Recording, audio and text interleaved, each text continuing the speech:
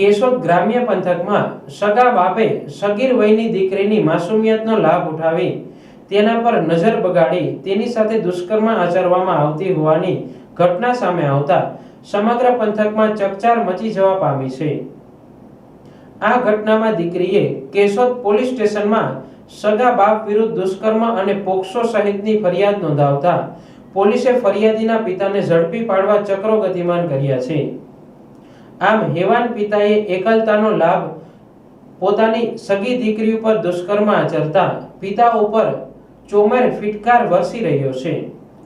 આ ઘટના અંગે પોલીસ સૂત્રોમાંથી મળતી વિગત મુજબ કેશોદ તાલુકાના એક ગામડામાં પિતા હેવાન બન્યો હતો અને પોતાની 12 વર્ષની પુત્રી પર દ્રષ્ટિ બગાડી હતી અને તેની સાથે વારંવાર દુષ્કર્મ આચરવામાં આવતું હતું અને જો આ વાત કોઈને કહીશ તો તને તારી બેન અને તારી મમ્મીને જાનથી મારી નાખીશ એવી દીકરીને ધમકીઓ આપી વારંવાર દુષ્કર્મ આચરવામાં આવતું હતું।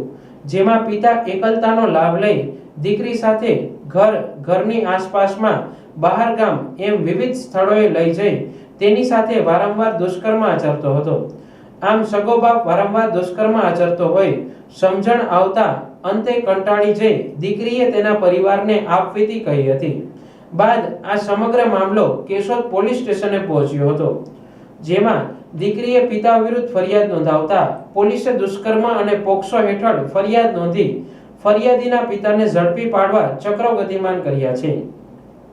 કેશોદ પોલીસ સ્ટેશન ખાતે આજ રોજ એક દુષ્કૃત્યનો બનાવ જાહેર થયેલો છે, જેમાં આ કામના ભોગ બનનાર પીડિતા કે જેઓ સગીર વયના હતા, જ્યારે તેઓ 12 વર્ષના હતા, 12 વર્ષના, ત્યારથી જ આ કામના આરોપી કે જેઓ તેઓના પિતા છે, જેઓ પોતાની સગીર વયની માસુમિયતનો લાભ લઈ અને તેઓની સાથે દુષ્કૃત્ય કરેલું।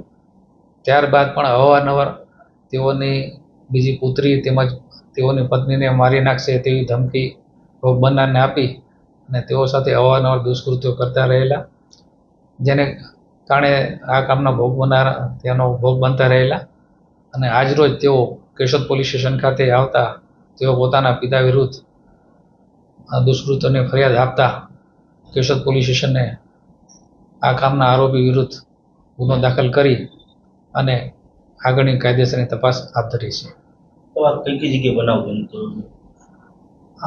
આનો દુષ્કૃત્યનો ભોગ પોતાના ઘરે જ્યારે કોઈ ન હોય ત્યારે અથવા મોડી રાત્રે એકાંતમાં અને બહાર ગામ લઈને પણ ગયેલા ત્યારે પણ તેઓની સાથે દુષ્કૃત્ય કરવામાં આવેલ છે।